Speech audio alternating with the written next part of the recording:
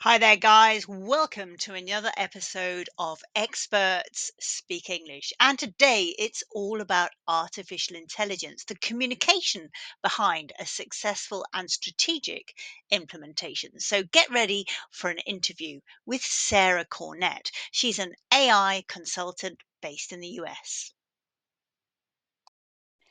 Hi, Sarah. Welcome to the Experts Speak English podcast. Hi, Coco. Thank you so much for having me. Fabulous. Okay, so for those listening, I am speaking to Sarah Cornett. She's from SC Innovate, which is an AI consulting company. She's based in Charlotte, in North Carolina, in the US, and she has a consultancy of her own. But we actually met each other through Global Chambers, didn't we? Yes, we So, did at the women's event. Yes, that's right. yeah. So in Global Chambers, they have lots of different specialisms, and I'll put the link to this in the show notes. But basically, there's a AI group, there's a women's group, there's all kinds of groups, and I'm running the German kind of Berlin group. Okay, so we got to know each other that way, and I thought, I've been doing this podcast for 270 series, no, 170 episodes now, and Wow. I still haven't talked about AI simply because I didn't want to be one of those jumping on the bandwagon, let's talk about AI things without it having some relevance for corporate communication. And I struggled a bit to find the right person, to be honest, but now here she is. Sarah is here with us today. So I would like to talk about AI, Sarah, from a corporate communication point of view. How do you roll it out? How do you overcome fears or concerns? What are the processes of implementation? What happens? Can we do something about knowledge management? I'm very involved in helping companies to overcome this, kind of this brain drain as people march into retirement, leaving all of their knowledge behind. That isn't happening at the moment. They're taking all of the knowledge with them. So, what about how do we get all of the data in one place so that the AI models can work with them? What about data security? All of these questions I will be bombarding you with today. Are you up for the challenge, Sarah? I am ready for it. Let's go. Fabulous. Okay, so first of all, I think we need to talk about the different perspectives that people have. Now, I know people who get very excited about lots of different tech and AI tools and everything, and it's very tempting to go out there and buy five, six, seven, eight, nine, however many AI tools. And I'm sure you get very tempted as well, but they all cost 20, 30, 40 euros each.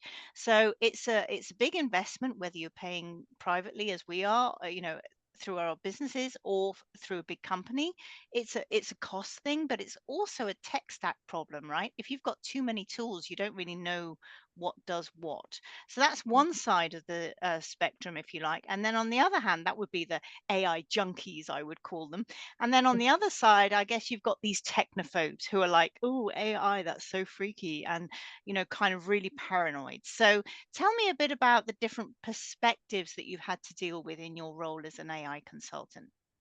No, absolutely. I love this question because like you said, I get clients and meet with people from all different perspectives with AI. I do meet with people that are very afraid of these systems, right? And they're very afraid of their jobs and they're afraid of what it means for the future of their jobs and their corporation or their business, right? And A I do valid get concern, people. right? Yes, it absolutely is. And I get people, like you said, who are very excited and very, excited what these AI systems can do. And how I look at it is really on a spectrum of, and really it comes down to where are you on your AI journey, right? I Mhm. get clients who are, a lot more evolved and they've got a lot more, more of their data in a centralized location, right? They've done some automation in the past, they've done some investing in, maybe they've tried some AI solutions in the past, right? Maybe they've tried some things, maybe things didn't work out, or maybe they've seen success with those systems. So I've got some that are, a little bit further along in their AI journeys, right? And they see the benefit of it, they see the use cases, they see, where they can increase their revenues or reduce their cost, they're really seeing the value of these solutions, right? So that's more on the more on one side of the spectrum, right, of your journey. You're a lot more you're really more into the implementation side of things, right? You're really going all in on AI at this on this side, right? And then, on the other side, right, those who are concerned and they don't know the differences in AI capabilities, right? They don't know the difference in Gen AI versus machine learning and computer vision, right? And they've got all these concerns, right, on their jobs as well. And so, and I really see that end of the spectrum being more about AI education. So if we look at the whole spectrum, right, I really see it as starting with education, right? So really getting to understand about these systems, what are the use cases they can drive, what are the benefits of these solutions, right? And really understanding for you and your own role how you can use these systems to augment and assist you in your role and not have it completely replace you, right? I think so many teams and so many clients I meet with, they're afraid that it's going to flat out replace them and Yeah. replace their jobs. And how I look at that and how I answer that is, we've gone through a lot of big technological innovations in the past, right? Of, what were jobs like before computers? I'm talking to you over Zoom right now. How would this have looked, 30 years ago, right? Mhm. A lot of people thought their jobs would be replaced or changed, or how would that look like with the invention of computers and the internet? So, and I see AI the exact same way, right? I see jobs getting a lot more streamlined, those very tedious tasks that you don't get to spend a lot more time on the business analysis and really understanding your clients and those sort of things, that you're caught up in all these more tedious, repetitive tasks, Mm. right? That's where AI can really help you and really be a support and an assistant with you in your role. So that's really how I see, and that's really down to the education piece, right? Just educating groups, educating clients and teams of how you can use these tools to your benefit and making your lives a whole lot easier, and helping you get to really pay attention and dig deeper into the things that really matter to you and your business, and matter to you and your role. So on that's the one end of the spectrum, is the education. Strategy I see kind of in the middle of, a little bit about AI, not sure how to really implement this in a strategic way. There's so many use cases out there, right? There's so many AI solutions out there, right? Like, how do you know what to go for? How do you know which Mm. ones to try? And I There's see. probably a lot of overlap as well, right? Oh, so much. I Mm. mean, gotta be thousands of AI solutions out there today. So many of them do the same thing. So it's really down to just like creating a really, solid strategic way of implementing these solutions that's going to help you maximize your return on investment as well. I see some companies just grabbing at the nearest solution that's in front of them. Like, does it solve a problem? Like, are you Spray and actually getting pray. any. Yes, exactly. And so I feel like strategy is really nicely in the middle of really digging into like understanding your objectives as a business. How are you thinking about embracing AI and other innovative technologies as well? What are your use cases? Diving into what are your pain points? Is AI even the right solution for your pain points, right? Mm. Is it something else? AI is not a miracle cure all for everything, right? You can't just Yeah, plug it in and it magically solves your problems, right? So, that's right. so I really see strategy as that kind of point in the middle of really just digging in and just digging into your use cases, understanding where your data is today and your current tech stack, so that you can start to embrace these solutions. And then implementation at the end, right? You've dug into your data, you understand, you got your data in a central location, you've got the right tech stack and everything. So that's where I see implementation at the end. Excellent. So you've got a process of implementation that you use, and basically, I'll just outline it for our listeners and audience first. So it's basically strategic objectives, then you look at use case definition, then the solutions, then the data, the implementation, the governance, and then the delivery. So, of course, with all of this, there'll be a lot of communication going on, won't there? So, tell me a little bit about the communication part of your process before we go into Absolutely. the framework itself.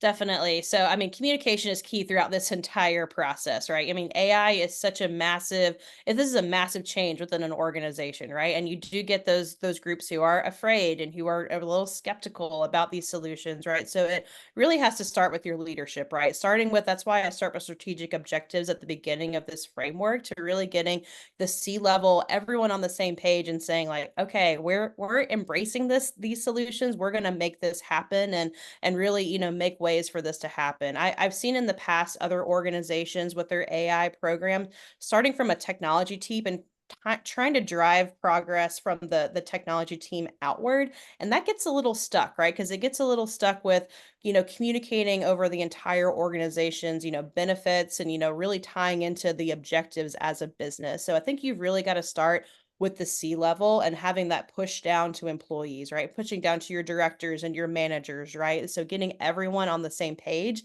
of how you communicate these solutions to everyone, right? We're not here to replace jobs, right? We're going to provide training for you as well and giving them that sense of comfort of, I've never seen AI. How am I going to now suddenly learn how Mm, to use this, right? yeah. Really giving your team the resources and the backing, right? To say like, okay, we're embracing AI as a business, we're doing these things and we're educating, right? We're going to educate you about how to use these systems, what's the benefit of these solutions, why we're onboarding these solutions, what is your role going to now look like with these solutions. So I think it really starts at the top down and really almost embedding the technology into your strategy and having that go across your entire communications throughout your organization. Yeah. And I think it's very important, not just to talk about it. It's easy for the CEO to go, hey, yeah, we're really pro AI. But if they're not really using it themselves, if they're not, demonstrating that they're using it to, optimize their processes and procedures, then, it's not very believable, is it really? It's not very authentic. Okay, Definitely. so that's strategic objectives. Tell me a little bit about these, these use cases. Yes, Perhaps so you should perfect. start by explaining exactly what a use case is for those less technical people who are listening. Yes, absolutely. So, and the difference I see, right? You're aligning your objectives from going to objectives to use cases. Objectives are really more high level at the top level, right? Are you looking to boost revenue this year? Are you looking to reduce costs, improve customer satisfaction? Like, what are those big, objectives you're looking to do as a business? And then use cases get a lot more specific, right? So you Right. get really deep into, what problems do we have? Who are the problems with? Is it with our call center agents? Is it with our data scientists? Really getting really specific and what are those problems and diving deep into, what are like who is it affecting? What is the problem? When or where does it happen? And then seeing like, is AI even the best solution for these problems? Right. Yeah. It could be something else, right? AI Mm, again, it's not a miracle solution here, right? So mm, it's really getting very, very specific about these use cases. And I use a process called design thinking, which, many of you might be familiar yeah. with. So it's really kind of approaching these use cases in an empathetic lens. So really digging deep into who are these affecting and getting deep into the specifics of the use case. And then once they're defined, you can get even more refined into assigning a business value to these use Can you give cases. me a specific example of a use case just so that we can kind of get our teeth into it a bit? Yeah, sure. So a use case could be, say, a call center agent, right? I can use this as an example. They're struggling to keep up with the demand, or they're just not really getting through to the folks that are calling in. So a call Hmm. center agent might have this issue of just not working well with the customers who are calling in. So we could say, okay, there's some efficiencies or some productivity loss here, right? Like digging into the issue here, and Mm. it's costing us money as a company, right? You're not Hmm. meeting that customer satisfaction. Well, and Customers are reputation too, leaving. right? Yeah. Yeah, absolutely. Customers are getting frustrated, right? They're calling into your help desk. They're not getting the help they need. They might go somewhere else, right? So that's a real dollar amount. That's where that dollar Mm, amount comes in, that business value of this is the value of solving this use case now. And then we say, okay, now what's the right solution to help unlock this use case? So that kind of gets into the solutioning part is the next step of my framework is what's the right solution to solve this use case that still is going to be a good return on investment, giving we're getting this value for solving the use case, how much can we now spend budget wise to spend on a solution? So for example like that, I would say maybe a generative AI solution, having a script or a chat bot that these agents can leverage and use when they're on the phone with these customers, right? A mm, knowledge like a knowledge base like you were talking about, right? What are some commonly asked questions? What are some things that we should be talking to this customer about in this mm. moment of time? What data and information do we know about this customer? So that's a good example of how we could get really specific into the problem and the use case, and then let's find the right solution to help unlock or solve this use case. Right. And when you have a solution in mind, do you try it out in the company first, or do you try it out? How do you do that? Is it like in an agile way where you Yeah. know what I mean?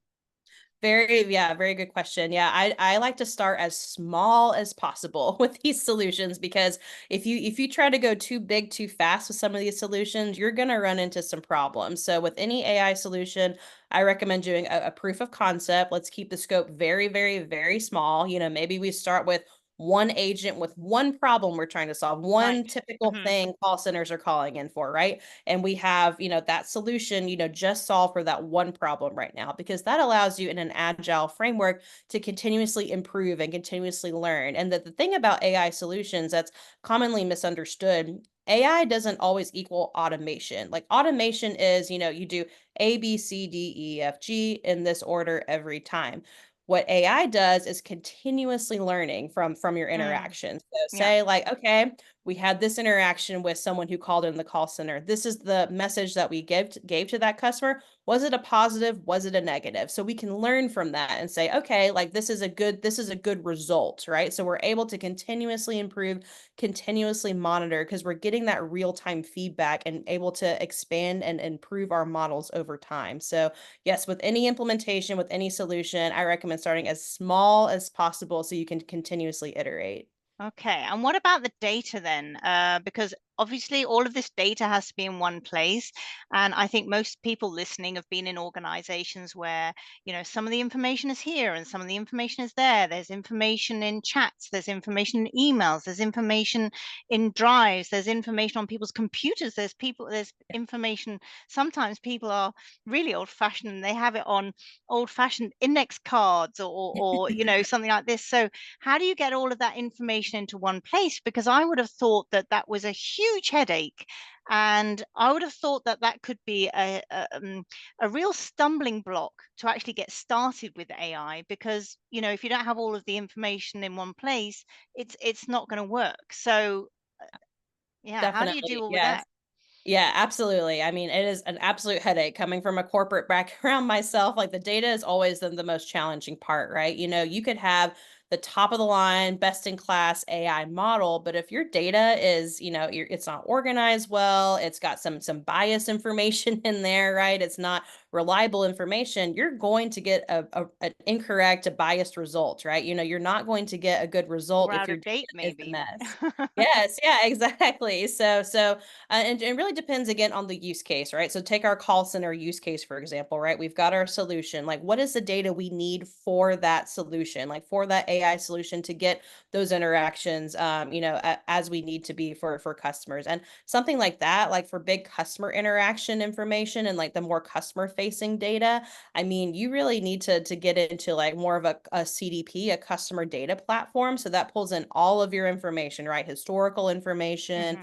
any real-time information as well. Like if the customer is on our website right now, are they scrolling? Are they hovering Right. over a link? All of that is really good indicators and information.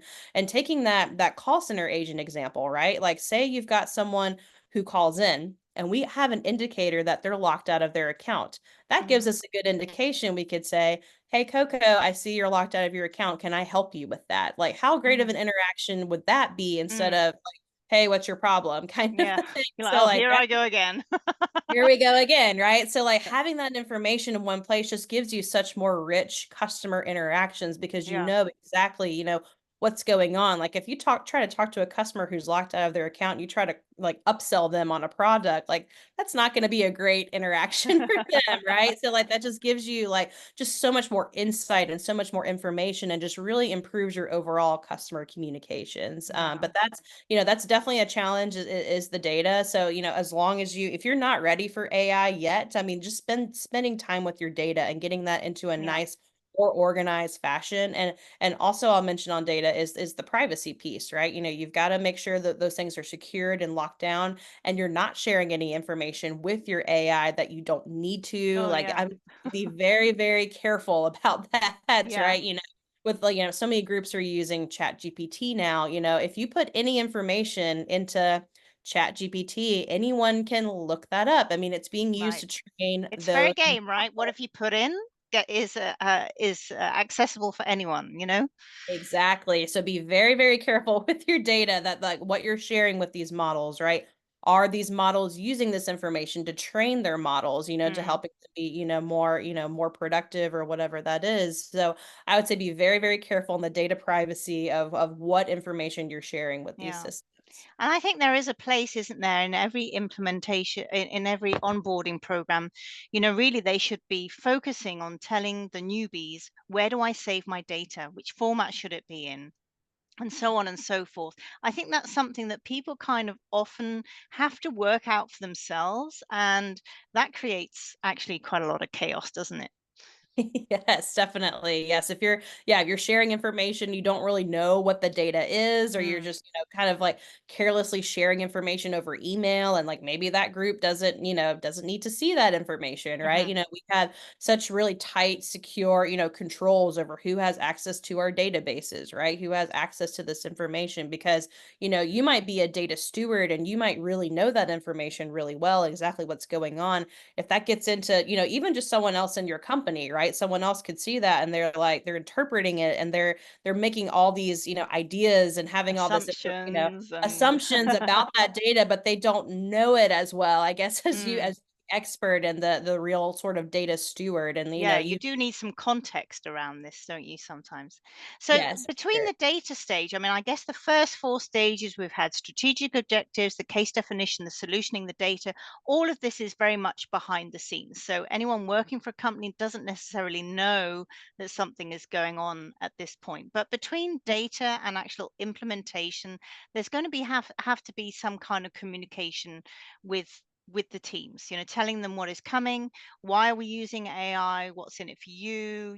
How do you manage that side of things, or do you leave that up to the company?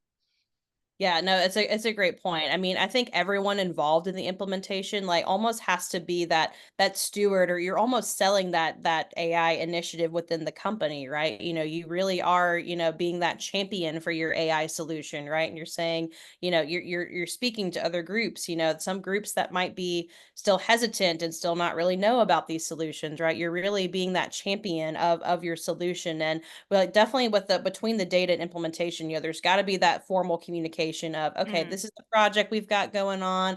This is how we're going to roll it out, being very, very specific, right? About like like what we're doing, why we're doing it, seeing the value of these solutions, right? Who is this impacting, right? Is this mm, impacting, this team versus this team? What, how is that going to change in their roles, right? Are they going to now dedicate, maybe 10%, 20% of their time to supporting the solution and helping, train and onboard this solution, right? So getting very, very, very specific about the roles and responsibilities, what teams are being impacted, what is this going to look like now for you and your team and your role, and really getting kind of everyone, everyone on board with this, having all the support because it truly takes a village to onboard these solutions, right? You've got input from, your data teams, your technology teams, your customer experience teams, mm. if going through some sort of channel communication, right? Is it your Yeah, mobile app? Is it your web? You've got a lot of groups that have yeah. got to come Lots of together moving now. parts. Yeah. Yes. And so you've got to, make sure you've got those, continuous communication and touch points, right? Making sure you're all on the same page about what's happening when, and getting that very strong timeline down, right? And definitely continuous education, right? So say you're onboarding a software as a service, like maybe doing some product demos like from that company, having Mm, that company come and saying like getting deep and showing the solution to yeah. the entire company, right? So I think the more you educate, the more, opportunities you get for continuous education and learning, right, about these solutions, the better chances you are of having that successful adoption and everyone being on the same page because it really truly does take a village and you need everyone to be on the same page and everyone embracing the Yeah. solution.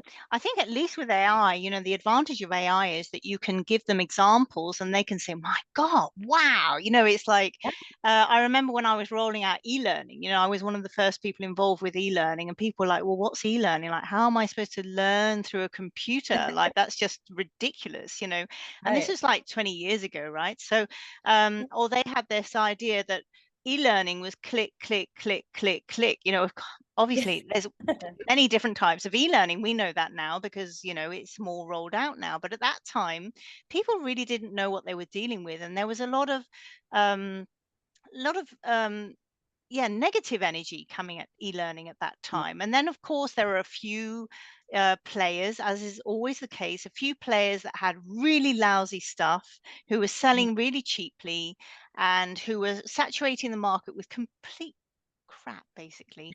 Um, Yeah, and I'm sure this is the case with AI as well, that there are solutions out there that are super cheap or super accessible or super trendy or super something, but actually yeah, there's not a lot of meat there. There's not a lot of substance behind it. So how do I differentiate between a good and a bad tool? I mean, obviously it depends on what you need it for, but yeah. there is probably this quality issue, and at the moment there's probably no Yeah. control mechanism, right?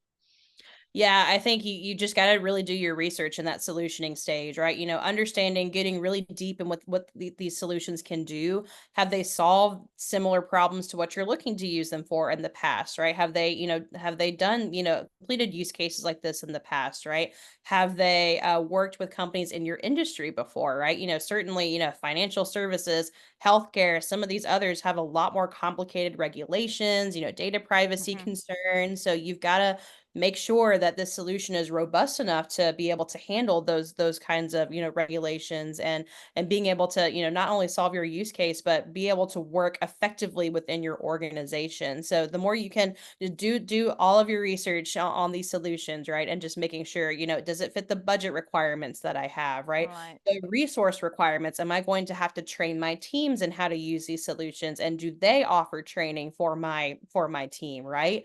What does the implementation timeline look like? Is this going to take, for a use case we need solved, yesterday? Is this going to take 5 years to implement? Like Mm, that's not going to work, right? yeah. So understanding the timelines around implementing those solutions. But yeah, getting into all those very specific requirements is so key in that solutioning stage. But I'd say definitely, definitely making sure that solution is robust enough to solve your use case within your industry, right? And be able to give like help you along with that training and learning within your organization as well, and really be Yeah. your partner with that too.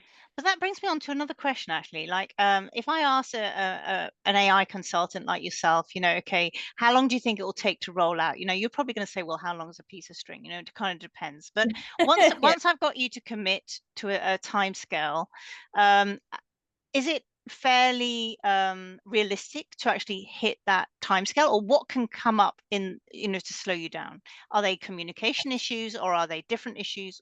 What could put Mhm. a spanner in the works, basically? Oh my gosh. Lots of things can go wrong. I will tell you that. But yeah, getting very, very specific and getting all those teams on board, right? So like, data issues can come up, right? Say you thought you had all this great data, like, oh yeah, we've got it all organized and it's supposed to be perfect for you to ingest. Like maybe it's not, or maybe that ingestion piece is not really well Mm, defined yet, of like, do you need this information in real time? Do you need it in a batch, in a micro batch? Do you need it, like those things have to be well defined up front to make sure those processes are working for what you need that solution to do, right? Do you need to engage your again, like the mobile team and the channel teams? Like that could be really complicated as well if you don't have those pieces defined and have those teams ready to go to implement those solutions. That could hmm. definitely cause you some issues on your timeline there, right? And Right. again, every solution, it depends, it depends on the use case, depends on the solution, right? Of what that timeline should look like for a proof of concept. But ideally, in general, these proof of concepts should be very, very quick, very small, right? Very, very narrowly focused. Like we only using a very small scope of data. We're only testing one rule or one communication, one Ah, model, you're right? right. We're not testing 17 models, right? Mm, We're going very, very small. So in theory, these proof of concepts could take a week, could take 2 weeks, could take a month. It really depends on the solution and having access to all of those things that you really need to do to make your proof of concept a yeah. success. And I guess it's like in technology as a whole, or agile, you also need people on the other side. Like you need people in the companies that you're working with to do their part of the bargain, right? Like you can't do Yeah. everything. You're reliant on them for data. You're reliant on them for communication. You're reliant on them for maybe educational access to the workshop rooms that they use, or whatever. So it's a bit of give and take, I guess. Okay, Yes. so we've talked a little bit about the data and the implementation. Before we move on to talk about governance and delivery, Mhm. because that's kind of like the end side of things. Let me talk Yeah. to you a bit specifically about. I get a bit of a bee in my bonnet about knowledge management. So, I'm working for many agile teams. I work predominantly with agile teams as a corporate communication coach and business English trainer.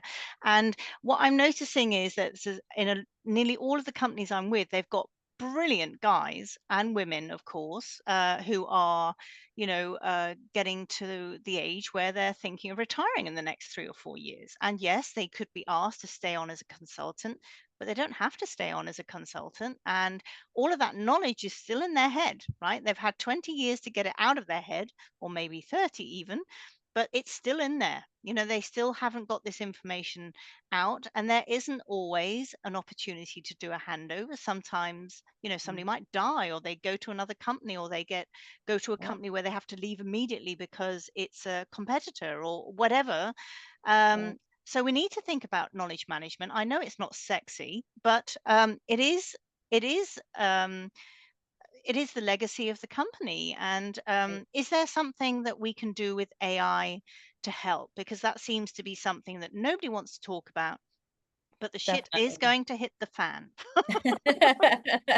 Absolutely, absolutely. I mean, it makes perfect sense, right? You've got these men and women who have been in your company for, they're legacy employees, right? They've got a Mm, substantial amount of information, that we need to have access to, across the across the organization, across the specific teams, right? And there is actually a really great AI solution called Guide, and it is essentially an AI solution that helps record a daily process. So say, I am a legacy employee. My job, back to my treasury days when I worked in treasury, I would create the daily interest rates or create this really big rates report that went across the entire organization. So, and this was a really convoluted process. I had to go to, use a Bloomberg machine. I had to copy rates down from the treasury website. I had to put them all in Excel and reformat them, right? It was a really convoluted mm. process, and there was things I had to look for whenever I was creating the rates to make sure, the trend lines were looking good and detect any anomalies. I mean, it's a complicated process that I had to do every single day. And if I wasn't there one day or sick, who could do that job? But there's a solution called Guide, and it essentially does a screen share with you, and you walk through your whole process as you normally do, and it documents the entire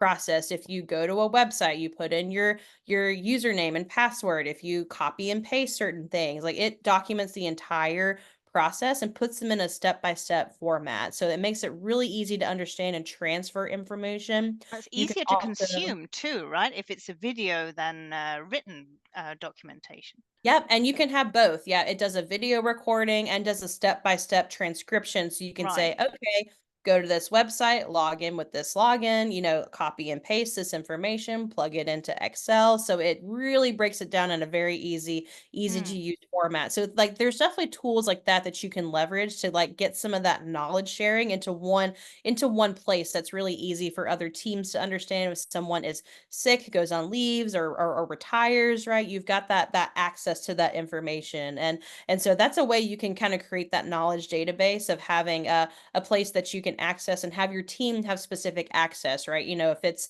someone on your team, you only want to grant access to a few people, you can have that control to be able to do that, right? So those are Mm. some ways that you can get some of that knowledge transfer information, from those legacy employees into one system, so that really helps with your like business continuity and things like that. So yeah, there's lots of good systems like that you can leverage. Cool. Yeah. And that's not an extra step, right? You could just do your job and then press play, like kind of Yeah, thing. Okay. In exactly. terms of getting data in one place, if it's all scattered and things, do you have some kind of AI readiness tool or questionnaire or something like that that you can give your clients just so that they know how close or how far away they are to really being able to implement AI strategically, and not, this kind of oh, we'll get this tool and we'll get this tool, but more strategically. Yes, absolutely. That's something I've been working on creating for a while now, right? Really getting and breaking down like those what those questions look like to really, again, going back to the AI journey, right? Like, where are you on your AI journey based on, do you have, your objectives aligned to AI, right? Do you have use cases defined? What's the state of your data? Is it in a cloud system, right? Is it in a centralized location? Right. Are you still working in different silos, right? You know, Mm, so I'm creating that guide right now of being able to really understand really where you are on your journey so that I can, offer and give suggestions of, okay, like, you really need to spend some more time on your data. Here's some mhm, more resources I can give you that helps you getting your data into a better place to be able to be used by these AI solutions. So yeah, that's something I'm brilliant. still developing and still working on, but I Okay. think the data is certainly, that certainly seems to be the crux of a lot of companies, kind of like just being a little bit stuck of, like where do I need to go? Like Mm, it's a very complicated process for yeah. sure, and being able Well, to I tell organize. you what we'll do is, even though it's not ready, I have a web page for every podcast episode. So when you're ready, you tell me, and I'll put it on the web page, and then people Oh, know how to perfect. access it. You know, they can send you their email or whatever. That's Okay, great. Perfect. good. So then, I think we wanted to talk a little bit about data security and due diligence, and I'm not sure if that falls under governance, or if that's two separate things. You tell me. Yeah, we can certainly roll it into governance, right? I mean, the Hmm. sort of data privacy and a big thing in governance, right? That's being looked for is like bias detection, right? That's a Right. huge thing, right? With understanding our AI models and understanding if there any bias in the models. And I feel like more times out of 10, it really starts at the data, Mm, right? mm, Again, it starts with is the data being fed into the model? Again, that's back to that example I gave. You could have the best model in the world, but if you're feeding it biased information, you're going to get a biased output, right? So I mm. think when you think of governance, you don't just look at the AI models themselves, you look at everything that's being fed into the model, you look at all of the data. And we stood up a governance program at the bank that I worked in, and that was my AI solution was kind of the guinea pig in that, right? We never done anything like this before, so we Oh, I had. bet you they were a little bit apprehensive, huh? Oh yeah, it was a tough one. Yeah, but we had, all hands on deck, right? So we had different perspectives from all across the organization. We had a legal team on board, we had a compliance team, a model validation team, fair Communication. lending and risk, yeah, communications, customer experience. We had data scientists, we had the data modelers. So we had everyone kind of coming together and having all eyes on this product and this solution so we can all look at what are all the data elements that are being used to feed into this model, right? Is there Yeah. any issue with these? Could we maybe eliminate some of these data inputs that are going in? Do we need all of these in here, right? So being very, very conservative about what data is going into these models and how it's being used. What is the decision this model is being used for, right? Is it, obviously with things like, credit worthiness and things like that, like those models can be very complicated, right? And those are some things you need to have some extra caution and red flags about, right? Making Right. sure we're not using this model for giving someone a credit worthiness score that might not be as high because of some biased information. You've got Hmm. to be able to detect for all of these things. So we really locked it down and we're very, very conservative with our approach. And, all of our things were more like customer satisfaction, customer service sort of facing there, but having that's really what you need to stand up a really robust governance organization, though, or governance structure of having all hands on deck, all eyes on this one specific focus, right? And then, with that comes the training with these teams, right? These legal teams and compliance teams, the training in AI and getting familiar with how to read these models and how to interpret and understand the inputs and the outputs. So, those are extremely large exercise that we had to do. But then, we got more comfortable with it, right? And had a regular routine. If we made any updates, if we wanted to introduce something new, we had that place where we would come and say, okay, let's all agree, we're all comfortable with this. We all sign off and we're ready to push this into a production environment. And again, being extremely conservative throughout the entire process, right? If we're not pushing this to millions of customers, right? Maybe we start with 5 or 10. So that's essentially the governance process that we stood up. Cool. Okay, so before we finish, then I'd like to ask you something of specific. So, I'm in the process of planning a program for women. It's a leadership program. It's called Empower Her, and we're thinking about different ways that we can, give almost like a simulation, really, to give these women an opportunity to prepare very, very precisely for a situation and get feedback, and I'm thinking about things like using different tones of voice to kind of put them on edge, or maybe Oh, an yeah. accent that makes them, realize, oh my goodness, I have some kind of biases coming up here, or something like that. Is that something I can do with AI?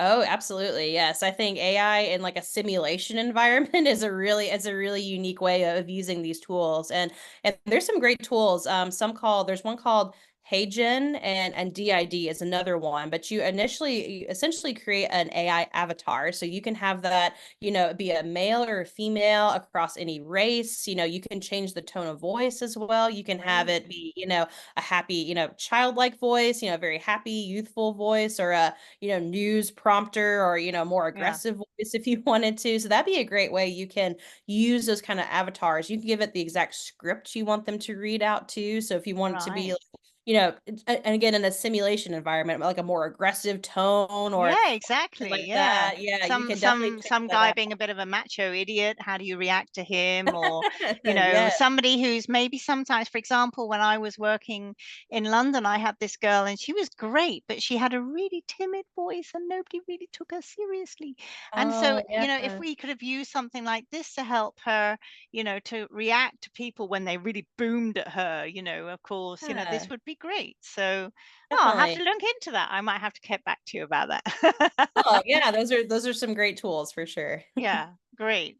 Okay, then. So I think we're kind of coming to the end of our process. So we've talked about strategic objectives, use cases, solutions, data, implementation, and governance. So now all we're talking about, this is probably the most the last 20%, right? The delivery. Yes, yes. Tell us a bit about that and the communication that drives it or pulls it back.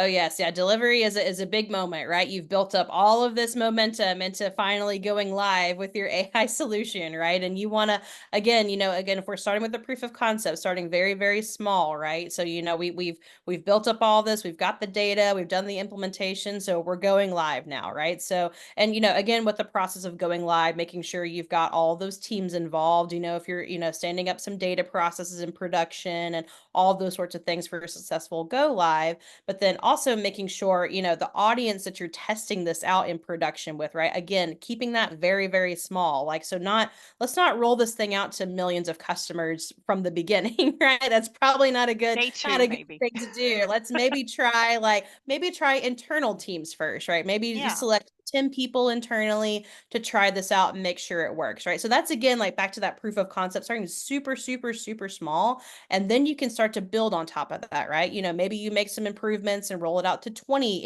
internal customers, right? Maybe you're feeling good, so you roll it out to 100, actual customers, right? So you're able to, So again, incremental.